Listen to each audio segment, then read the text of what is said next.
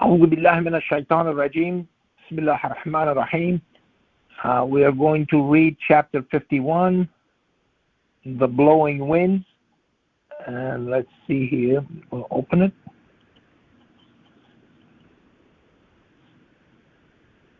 Here we are. Okay.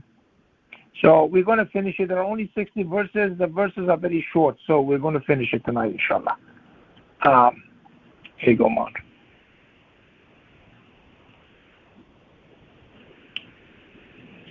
Bismillahirrahmanirrahim.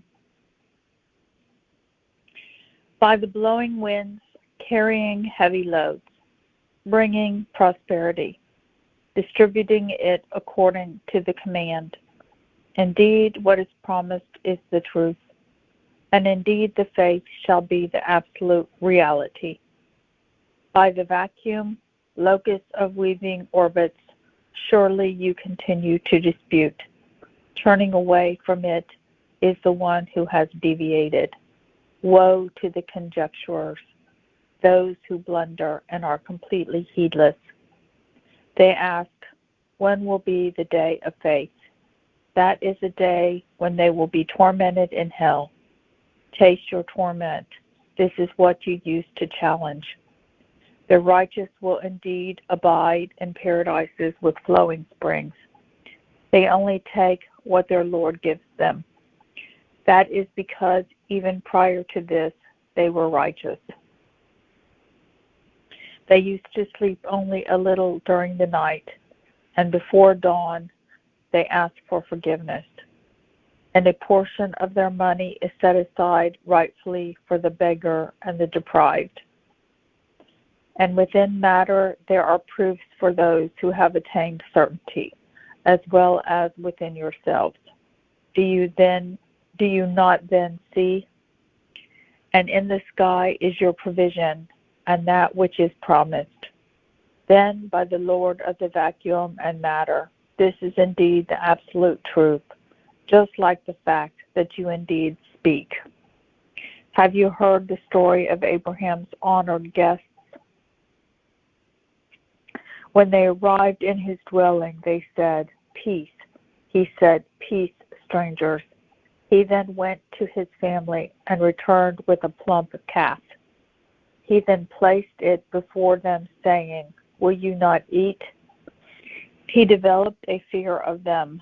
They said, do not be frightened. And they gave him the good news of a knowledgeable son.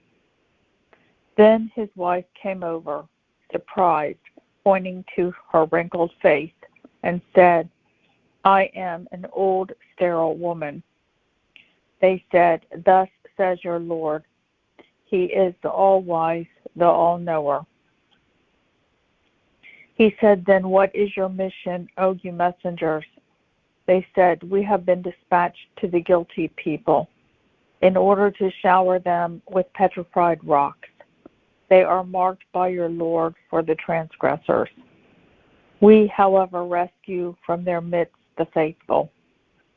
We then found only one house of peace offerers, and we left there a sign for those who fear the painful suffering. And also Moses, we sent him to Pharaoh with a manifest authority. However, he turned away along with his elders and said, he is either a magician or crazy. We therefore punished him and his armies, and we then threw them into the sea, and he was the one to be blamed. And in Od, when we sent upon them a devastating wind, it destroyed everything as they were reduced to rubble. And also Thamud, as they were told, enjoy for a while. But they disobeyed the command of their Lord. We therefore punished them with a bolt of lightning as they were looking. They could not even stand up, nor could they help themselves. And so were the people of Noah previously. They were indeed wicked people. And we constructed the vacuum with strength, and most assuredly we are expanding it. And we adorned matter and shaped it into blessed oases. and of everything we created a pair, that you may be reminded. Therefore rush towards God. I am indeed a manifest warner from him to you, and do not set up another God with God. I am indeed a manifest warner from him to you. Similarly, there was not a single messenger who went to the previous generations that they did not call a magician or crazy. Is this what they are advocating? No, indeed, they are rebellious people. Therefore, turn away from them. You are not to be blamed. I remind, for the reminder will benefit the faithful. I did not create the jinns and the humans except to worship. I do not want any provision from them, nor do I want any sustenance. Indeed, God is the provider, possessor of power, the strong. Then indeed the sins of the transgressors are just like the sins of their counterparts, so they should not rush it. Therefore, woe to the unfaithful on the day that is promised to them. Thank you. Thank you. Very good. Very good.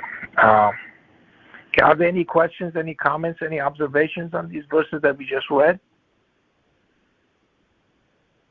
Assalamu alaikum, Dr. Fazely. Wa alaikum assalam, Anwar. Yes? It is in a snapshot. God gives us the historical behavior of people all along in terms of not accepting the message, in terms of insulting the messengers. And yes, one thing that made me think is that those who approved of the messengers, there were the majority who rejected them, but there was a group of them who accepted them. But unfortunately, the group that accepted the messengers, later on, some of them started idolizing the messengers to the extent of associating partners to God. Am I right by saying so? That's true. That's very true. That is very true. Yeah, one has to be extremely careful with these things, and that messenger is accepted when the message is accepted. Okay, yes. That's the point that people have to remember. There is nothing special about the messenger. The messenger, when the message is over, messenger is taken away by God. Okay, you can see that from the case of Prophet Muhammad. When Quran was revealed and completed, that was it. His mission was over and he had to depart. So he departed. And that's his. Now, the point is that, do the people obey the message that he was charged to bring, which is the Quran? And the answer is obviously no. A lot of people disobeyed the message that the messenger did, but on the other hand, somehow he becomes a superhero or something. Yeah. Okay, and that's and then they can attribute anything that they want to that person, to that messenger, and say, well, he said it. So that becomes hadith and sunnah and all these things that we're dealing with every day. Okay, which has nothing to do basically with what Muhammad preached. Okay. Yeah. May I also make another point, sir? The other thing is that God made it very clear and distinct in a straightforward verse that make no distinction amongst my messengers and prophets. Yes, exactly. Although God decided to speak to Moses or to call Abraham Khalilullah, the friend of God, or whatever is the case, but that is a big test to all of us, actually. That is God's business, and we don't have anything to do with making distinction amongst the messengers, right, sir? Yeah, that's true. That's very true. Yeah. As I said, the message is what the idea is, that the message has to be obeyed, and obviously the message, they brought the same message. There's no difference between the messages amongst the messengers that brought those messages. So if one does that, then there is really no reason to make distinction amongst them, that one is better than the other one or something. Now, if God wants to do something, Like he gave Solomon all kinds of stuff. He didn't give it to everybody. Absolutely. Okay? Yeah. That is God's will and God's deed that he wants to do, and he wants to prefer. God says, "I'll prefer some of them over others." That's what he says. Okay. Yeah. And there are messages that God even didn't mention. Yes. What God said. There were some of these messages that we mentioned to you, and some we did not mention. Absolutely. Yeah. Thank you so much, sir. I just wanted to make this point. Thank you. Very good. Okay. Are there any other comments or questions, observations? I'm sorry, from this Parvez. Yeah, wa alaikum salam, Parvez. Go ahead, please. Yes. I just want to understand verse 56, which is very crucial. Do us humans really understand what it means? I mean, here it's saying that I did not create the jinns and the humans except to worship. This concept of worship, is it in our heart, or does that have to be taught? Do we know what worship means? I mean, people worship all kind of things. I mean, what's the definition according to the Quran? Worship God alone. It's just following His commandments. Is that what worship means? We are supposed to be God's worshiper. Okay, so every one of us has to worship. This is our task. This is what we have to do. That's what makes us happy. A lot of people don't understand this is very difficult. A lot of background noise. I cannot do this like this. Please mute yourself. There we go. Good. Okay. Worshipping God is what makes you happy. Okay, this is a very difficult concept for people to realize. Okay, that's why people want to finish their prayers and get away from it, and they're lazy to do it, and all kinds of stuff. But that is exactly the opposite. That kind of behavior and attitude makes you unhappy. Worshipping God is make you happy. So we are worshipers. We are genetically designed to worship. Okay? And if we do that, then we will become happy people, happy creatures, both the jinns and the humans. Okay? So, and again, as I said, this is a very difficult concept. It's not easy to understand. But people who are truly have this thing in their mind and their heart, then those people are happy people. Those are the people who are content. Okay. The more we worship God, the better off we are. And again, as I said, this goes on in the hereafter for eternity. See? So the point is that, so what is this happiness that God is discussing in the Quran, in paradise? Is that we are supposed to be praising God, and we are supposed to do that constantly, without any interruption. And that's where the happiness comes in, where the contentment and fulfillment comes in. Again, as I say, it's a very difficult concept to realize it and tell people about it. It's not that simple. This is basically, we are created for only this function. So the moment we leave this function, misery is set in our lives. Is that what it is all about? Exactly. All our misery is because we don't worship. We don't. Yeah. Everything was created with a purpose, and God has defined the purpose. But we are going everything away. Everything that we do is supposed to be for the sake of worshiping God. Okay? So we are worshipers, all of us. Okay? And so if you don't do that, then we are going against our own genetic design. And that's what God says. I created them except for this. Okay? Illa liya'budun. Okay, so this is our mechanism that actually makes us happy. If we don't do this, then we're sad and miserable and overbearing, and all kinds of things will happen to us.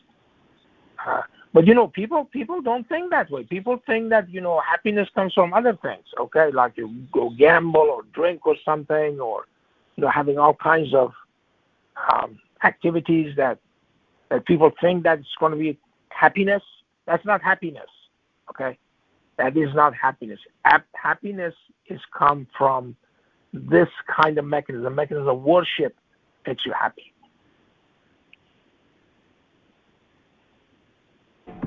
I personally have the opinion that when we realize and when we enjoy glorifying God, I mean, to glorify God is the most beautiful thing that we can do, and that will really soothe our hearts. I mean, what do we want to see but the glory of God, right? There's nothing more glorious than Him. That's right. Natural thing. It is. I mean, it's a beautiful step in our life, and we were not taught this from the day we were born. I mean, we were the other way around. Yeah. I mean, we are taught to fear God in the negative sense, not to fear God out of respect and reverence, and in the scope of glorifying Him. We were not taught that. We were taught that God is something who scares us and who's punishing us. It's just the opposite we've been taught. I mean, Satan has influenced our life more than God did. Although He has given us revelation, we don't want to listen. Well, that's a God that people have created in their own image. See, because they are tyrannical, they are dictatorial, things like that, and they want to smite people and things like that. So they want to have a God like that. Okay, but that's not the case. The case is that God is telling us the truth. We read today. I mean, we were discussing that today. That this is because God is the truth, and so God is telling us the truth. And if we do not gravitate towards this truth that God is telling us, then we are going to become unhappy, very unhappy people. And and there is no end to that. There's no end to that misery. That's why a lot of people have, so-called psychological problems and all kinds of stuff. Is because of this. Okay, they really do not want to be worshipers. Again, it's a very difficult concept. It's not that simple to tell people. People will laugh at you when you say this. Okay. And you get to the point in your life, okay, that you really love God with all of your hearts and all of your might and all of your soul. That's the degree that you have to achieve in order to really become a true worshiper. And then once that happens, then there is no end to the happiness that you have.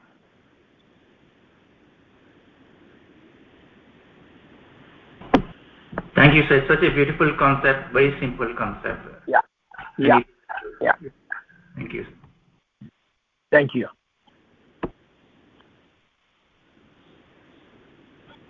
Assalamu alaikum, Dr. Fazely. Yes, go ahead. Dr. Fazely? Yeah, this is Jerry. Yes, Jerry. Yes. I just want to say, I was thinking the other day about the that fire that's going on out in Hawaii right now, how devastating it is, and the first thing came to my mind was the blowing winds, and that and we read the surah tonight about blowing winds, and it's just, and I also looked at how many religions do they have over there in Maui, and it's a lot of different religions and the God of water, and I just said to myself, wow, the blowing winds. I just want to say, alhamdulillah, the way you are breaking this message down and what you're saying is absolutely just tears my soul out. It's so accurate and so easy to understand. And alhamdulillah, mashallah. Mashallah. Thank you. God bless you. Yeah, that's very true. Yeah. Well, I mean, you can see this here that God is saying that in this one it says, and for Ad you sent upon them a devastating wind. It destroyed everything as they were reduced to rubble. Okay, so I mean you can see that. You see what happened in there, and it's right before our eyes. And this is again, it goes back to the idea that these people refused to be worshippers. They just wanted to go about their business and do whatever they wanted to, and that caused their misery, that caused their agony that they had. And so, however, he turned away, this is Pharaoh, along with his elders, and said, he's either a magician or crazy. And so this is what they called him. It's what they called Moses. Okay, and then he says, God, then therefore we punish him. Therefore, we punished him and his armies, and we then threw them into the sea. And he was the one to be blamed. He brought it upon himself. Okay. So, okay, very good. Any other comments or observations or questions?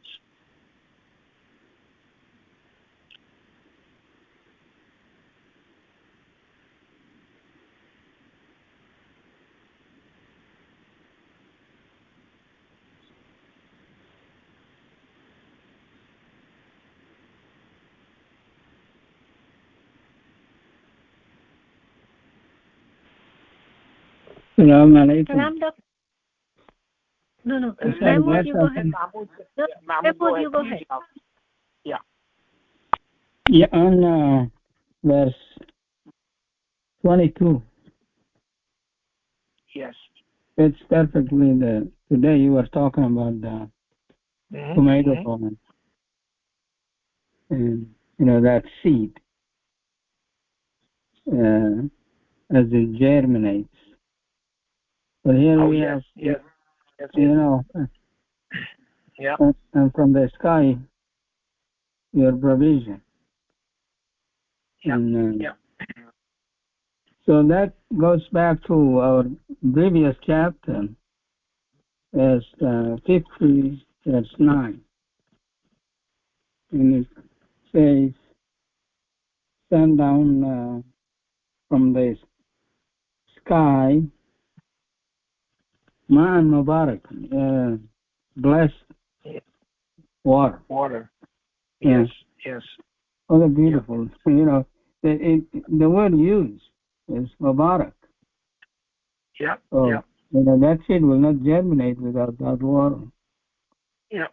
Coming from the heavens, who God has provided for us.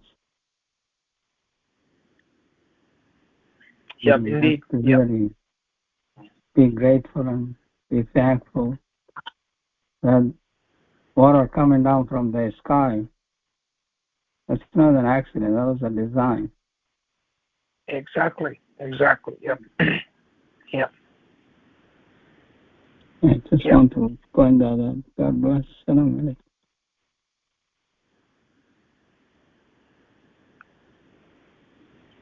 Yes, indeed. Yep.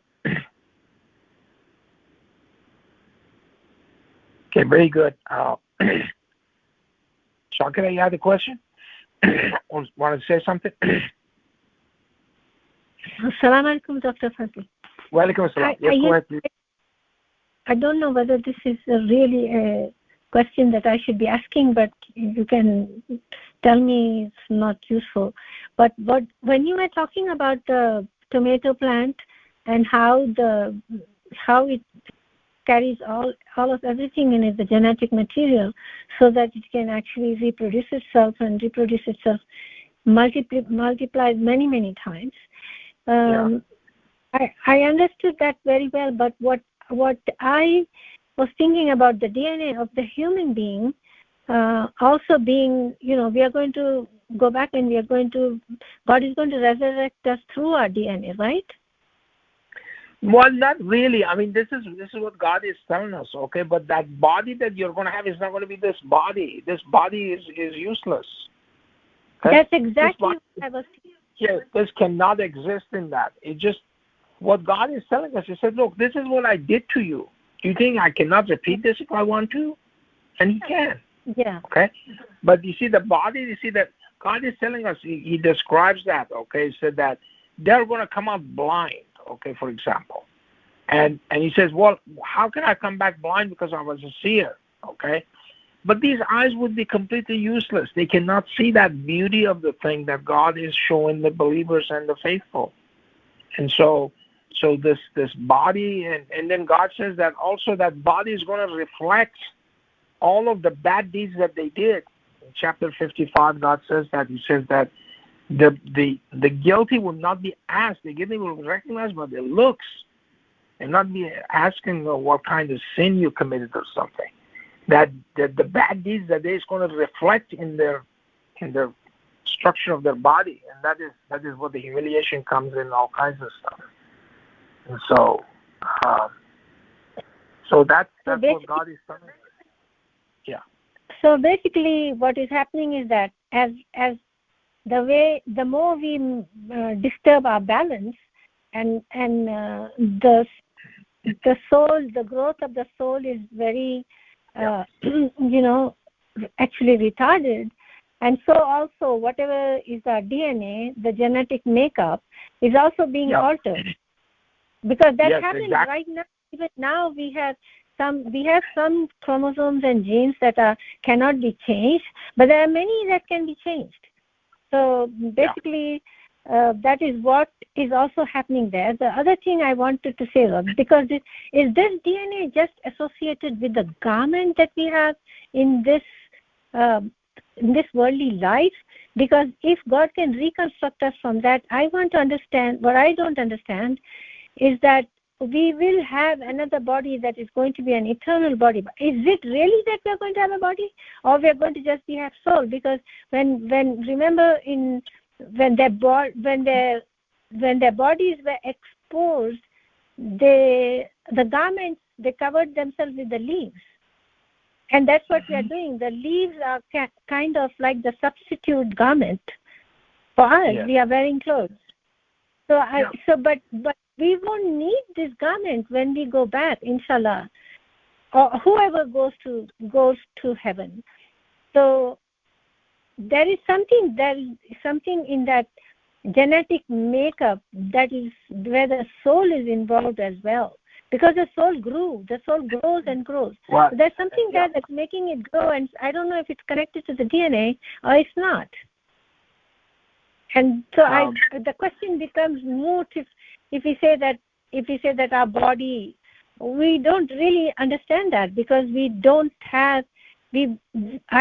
never had a body. We just had the soul.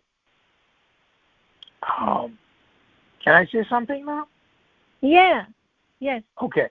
So what I want to say is the following. Okay, that leave everything up to God. Okay.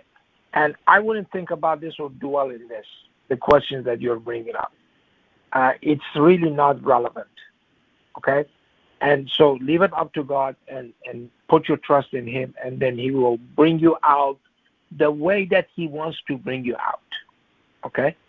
So the rest of the stuff, if I try to describe to you and things like that we lose reference points and all kinds of stuff, and we ask questions that really have no meaning. They're meaningless questions and things like that.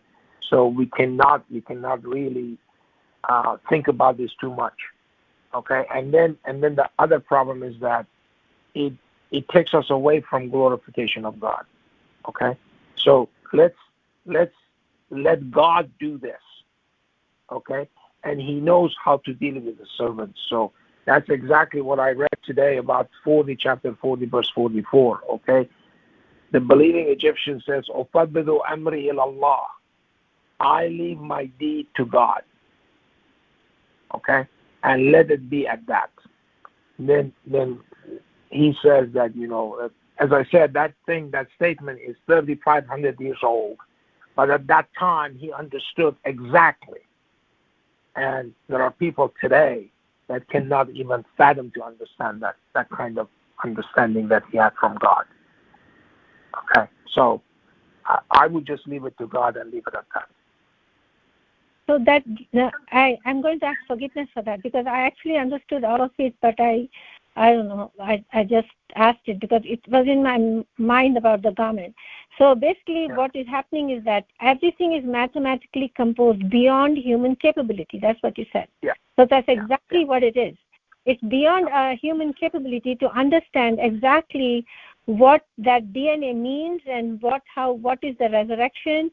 All we know is that it is there, it is good, and if we submit to Him, we will know about it at the time we need to know. Is that okay? Yeah, as I said, just leave it to God. Okay? Yes, leave it to God. Okay? And as I said, we try to describe these things. Okay? And again, people have done these things Why does God say do not eat the meat of the pig? Okay? Yeah. Well, because pig has trichinosis and this and that, the others, and all kinds of reasoning why. Okay? Now, there are a group of people who don't care about this explanation. Okay? They'll go ahead and say, I hear and I obey. Okay? He told me not to do this, I'm not going to do it. Okay? The guys who are saying this, then later on they find out that, oh my God, beef also has trichinosis too. Okay? Then I was devastated. Okay? Yeah. So I said, Exactly. this is all a bunch of hooey. Okay? So then people could lose faith because of these things. So the best way is that, okay? They remember the believer said, we hear and we obey. That's all we have to do. Okay? That let God take care of his creation. We don't want to say, oh, what happens to this or this or this or this, because that could lead us to other places that we don't want to be. So we have to be careful with that. Okay? Yeah. Thank you so much. Okay. Okay, no problem.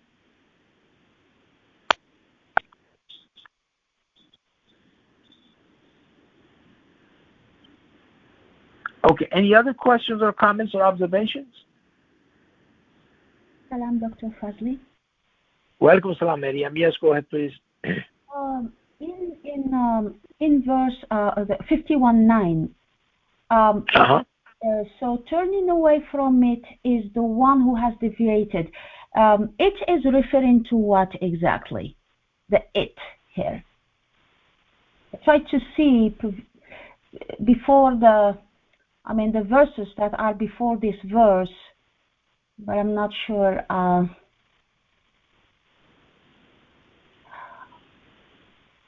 What is the it in this? Well, turning away from the message, obviously, it says that it's the one who is deviated. He doesn't care. He doesn't care about the situation that God is talking about here. And he said, surely you continue to dispute. You have all of these things that God is telling us, okay? By the blowing winds, carrying heavy loads, bringing prosperity, distributing according to the command. Indeed, what is promised is the truth. Doesn't believe that. Yeah. And indeed, the faith shall be the absolute reality. We have to be faithful to God. We cannot betray him. Okay? By the vacuum locus of weaving orbits, surely you continue to dispute. Okay, so, and it says that turning away from it is the one who has deviated. That he doesn't like to hear these things. Woe to the conjecturers. These are the people who keep guessing at things, okay? Yeah. And those who blunder are completely heedless, okay? They question this, when will be the day of faith? That's what we're discussing, that huge stumbling block that I was talking about. People really do not believe in the hereafter. Yeah. Okay? That's a hard concept. Yeah. Okay? They think this is it. A lot of people think this is it. And so we have to enjoy it as much as we can, and then it's short, and then life is too short, and, let's do it this way and this way and this way, and, enjoy as much as possible. And those are basically, short-term highs that people want to put themselves through those things. And at the very end, it's going to be boredom and misery and all kinds of things that goes along with it. And I wanted to... But, right. Yeah. Okay, so the it is about the truth or the message or the... Exactly. All of these things that God is talking about, okay? He is the one who has done all of these things, okay? He's telling us about the faith, that we have to be, this is the reality of the situation. We cannot, as I said, the idea of, again, we go back to that 40-44, okay? Mm-hmm. That was powerful. That that God is seer of the servants. Okay? So he knew that. Okay? So he knew that locked doors and cloaks and things like that would not help. Yeah. Okay? So that's what a righteous person thinks. thinks that that person has to be faithful to God. Okay? Cannot betray God by using cloaks and stuff. He knew that 4,000 years ago, 3,700 years ago. Okay? So that's the idea.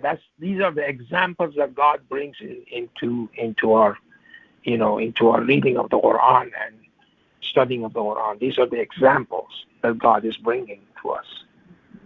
Yeah. And verse 19, I just wanted to yes, point to one word actually that always makes me tremble, because it shows how important it is, and it's not up to us, is about and a portion of their money is set aside rightfully. You translate it as a rightfully, but in the verse itself is haq. That means it's almost like their right or their exactly. Like it's not up to us to to determine if they should get it or not, but there is a portion from what we I know you translate it as money, but amwal is I guess anything that we own or we have or we earn or whatever. Yeah.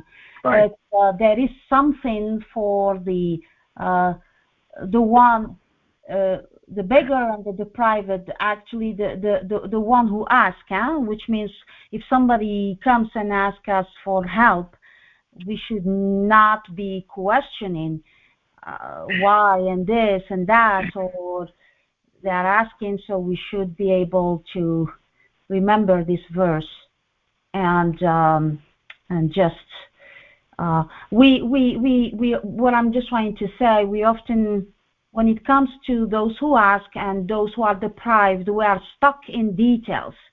We want to know this, we try to assess the situation, this and that. Well, actually, God, as we can see it in this verse, is straightforward for these two categories, and we set something for them. So it might be part of our families or strangers or anybody else. And one last thing that I wanted just to point, Dr. Fazely, is in verse 21. Most of the time when you talk about God's signs is in terms of they are surrounding us, but within ourselves there are also signs. Yes. If you just things that happens to us within ourselves, if we just think, like for instance, what you just said a few minutes ago, those who are going through some mental challenges and they don't understand, and I hope this verse would make them also think about why they are reacting the way they should, or why they are thinking the way they are thinking, and things like that. So it's really a powerful verse, and I wanted just to point to that it's not only about signs around us in the creation of God, but within ourselves. So that's really the 19, 20, and 21 verses are very powerful. Thank you. Yes, indeed. Thank you so much. Thank you. Okay. No, I mean, you're absolutely right. I mean, that's it's something that's a portion of their money is set aside rightfully for the beggar and the deprived. And, in chapter 93, God says, وَأَمَّا السَّائِلَ فَلَا تَنْهَرْ. And as for the beggar, do not reprimand him. Okay? Just give him some money. It's okay. All right? It's all right. I mean, if he's trying to cheat you, that's his problem. It's not your problem. Okay? And within matter, there are proofs. For those who have attained to certainty, so this is you're a scientist and you go and do things, and all of a sudden you find out these things inside the matter, okay? And then you keep going deeper and deeper and deeper, and you see smaller and smaller fractions of these things, and they all exist there, and it's all beautiful, all harmonious. They never violate God's commandments, and so And then God says within yourselves, obviously, or as I said, your heart, it's amazing. But if you live to be 100 years, your heart probably is going to beat 3.6 billion times. Okay, and and this thing is looks like a very flimsy object inside your chest, but this object cannot take a break. Okay, it has to beat all the time. Okay, there is no rest period for it. Nothing. Otherwise, you would not be alive. Okay, so and then you can imagine, God is talking to us about Noah, and Noah he lived to be 950 years. That's what God tells us in the Quran, and then you can imagine that's 10 times that. Okay, so it's 35 billion times his heart was beating in his chest. Okay, 35 billion times without ever getting tired or anything. And this is God's creation. These are the signs that God is talking to us about. Do you not then see? Think about these things. Okay, we don't think about these things. Okay, and your liver just keeps working all the time. It gets all the stuff. It's your chemical factory. It's the chemical factory of your body. Okay, and it works all the time. It's something that's a hard worker. That's basically what it means. Okay, they never stop. Okay, they always do their job, and that's what God is saying within yourself. So you look at yourself and think about these things, and then you appreciate God's creation and God's generosity and His love, and it as I said, you look at these things and these look very flimsy and everything to the beholder, but they were perfectly, absolutely perfectly, okay, and they never fail. Okay, I mean sometimes they do, obviously, but if you look at it from that point of view. And then God has also given us the knowledge to fix it if something goes wrong with it. It's amazing, isn't it? Okay, so, so it's absolutely mind-boggling.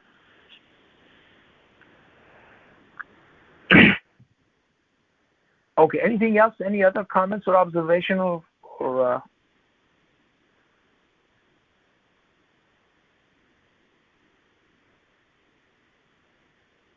Salam, Dr. Fazely. Welcome, Salam, Miriam. Yes. Yeah, what you just commented, it's very true in a sense that it made me remember the verse that you read actually in the Friday prayer today, in chapter 22, the verse 5, I believe, and all those phases that actually, the evolution of the changes. Some of them are within the creation of God, but some of them are also in us, because it talks about us. We were this, we became that, and then we reached the old age until, for some of us, of course, but we barely reflect on this. We complain about aging and this and that, but we do not reflect on what I would think it's a sign, it's a beauty of God's creation. He's showing us. So he's truly showing us all these changes in us that are also signs. It's part of that his creation process, evolution, whatever we call it, that the change. So. So that's what took me. And by the way, thank you so much for the Friday prayer, for sharing all that inspiration with us. God bless you, Dr. Fazely. MashaAllah, MashaAllah. It's a blessing for all of us, Yeah, and I was reading about the Lucky Prime, And Yes. it's amazing again. It's another door opened, and I'm sure we will see even more signs when it comes to the category of primes. It's amazing. It's just amazing. But thank you very much. I really appreciate that. Thank you. Thank you. Thank you. God bless you. Okay, anything else?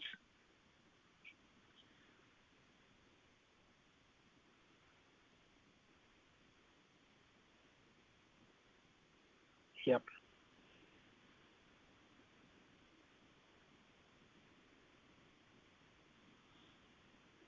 Any other comments, observations, or anything?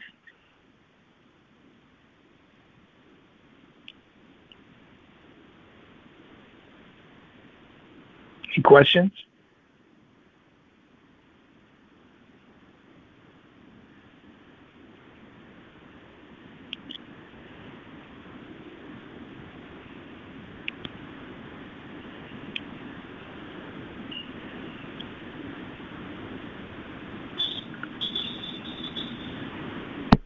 Assalamu alaikum.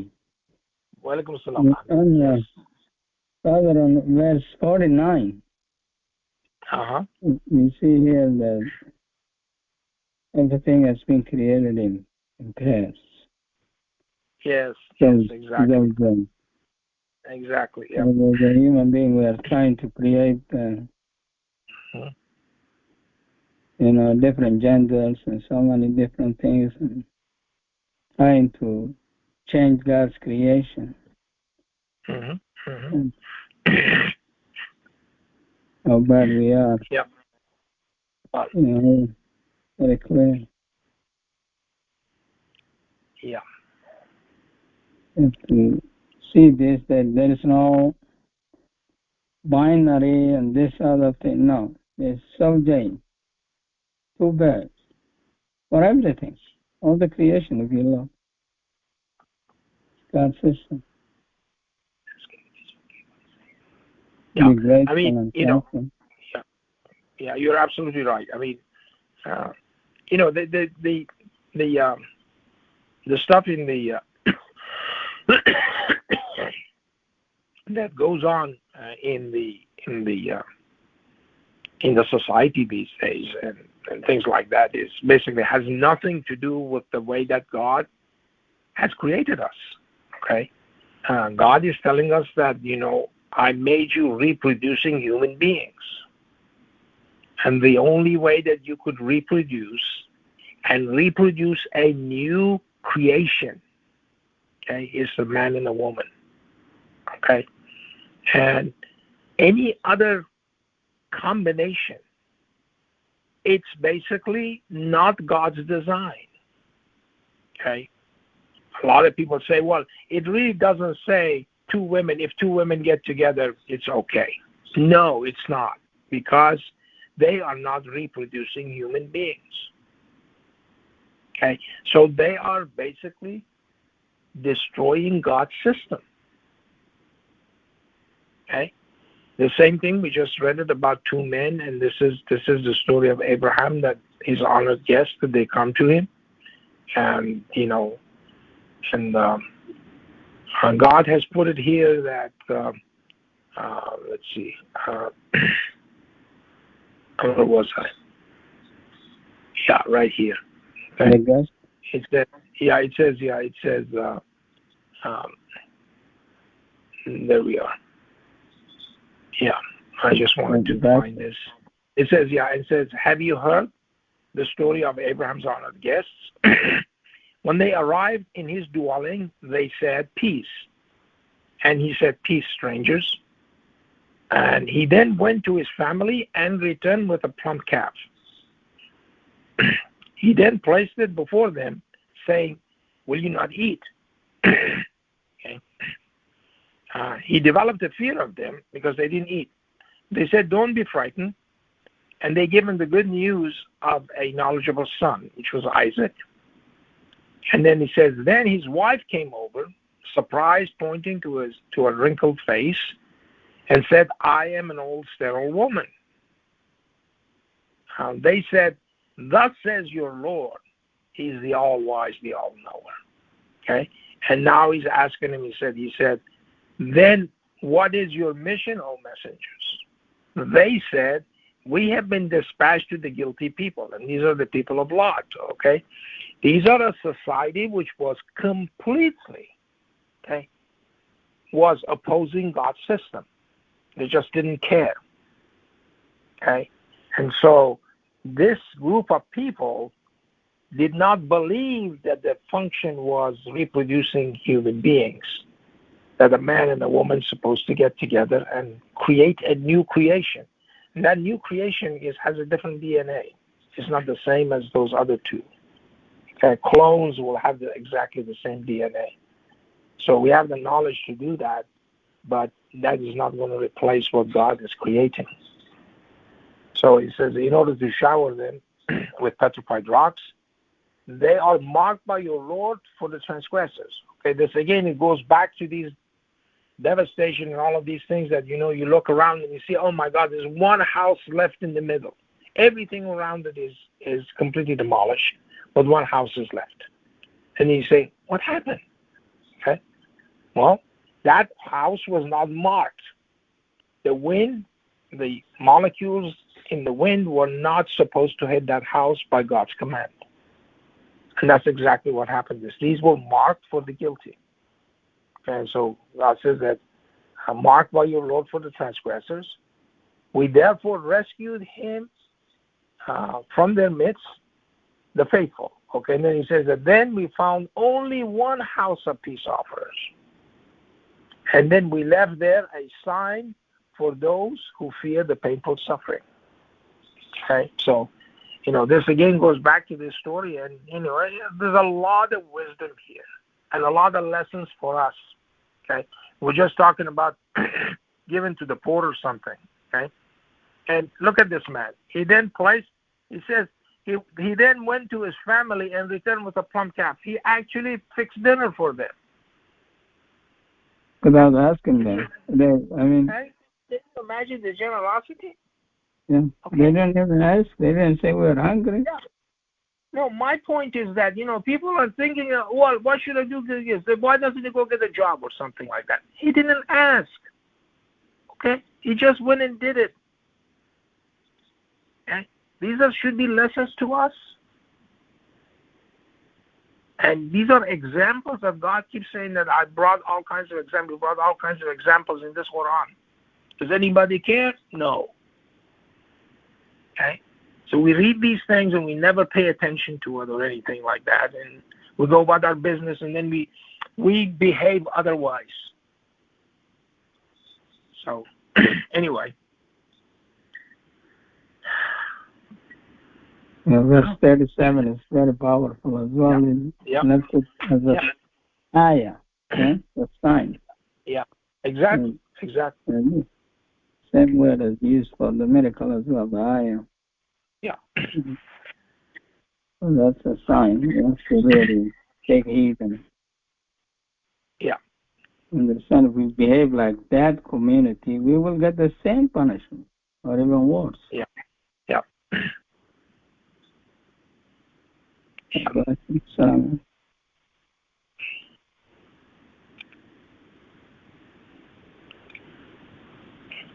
Okay, very good. Very good. Okay. Anything else?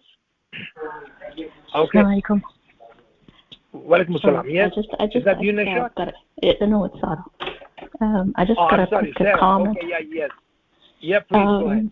I think about that verse when, like for times where we're stuck traveling during the Sabbath. And I think about that, if we're living in a society where we're all following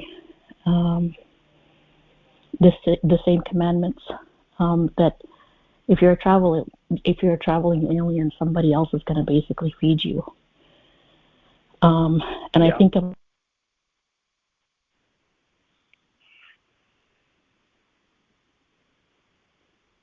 Hello? You cannot hear. Sarah was cut off, I think, somehow.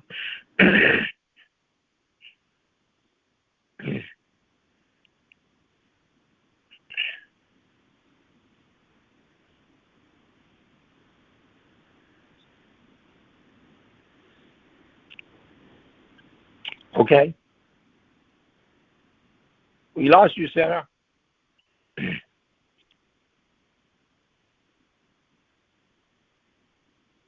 Okay. All right. I have to make an announcement, and it's with a heavy heart that I have to make this announcement that our daughter-in-law Shandy, she lost her sister and a nephew yesterday in a car accident, and I think that they were 20 and 16 or 17, and so as we know and believe in the Quran, they went to heaven. There's no question about it, and but it's really it's very sad that this happened, and so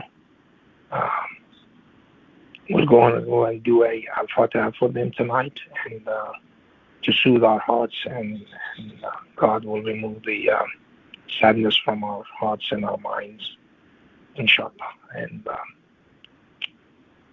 make us better people and more obedient to God, because as I said, I always say this, that we really don't know when our time is up. So we have to again worship God and make sure that we stay on the straight path, and do our contact prayers and do these acts of worship that God encourages us to do. Okay? And so then we'll become better people, and we'll be ready. We'll be ready to go back and meet our Creator. And that's the idea. So we have to give priority to God all the time in our lives. Okay, as I said, that makes us a lot happier. And as we saw today, okay, obviously there is resurrection, and God is telling us, and we just read this in this one, okay, that we cannot have doubt about the day of judgment or the resurrection, day of resurrection, that people are going to be resurrected. So all of the loved ones that you have, and we are going to meet them again, and so we just have to be patient, okay, and put our trust in God, and He will make us better people, make us people who understand Him, and people who obey Him and love Him. Okay, He loves us. There's no question about it, and so we have to make sure that we become better servants of God all the time. Okay, inshallah. So, and then we have another request also that for another al-Fatiha. So we are going to do 4 tonight, inshallah. Okay. So let's go ahead.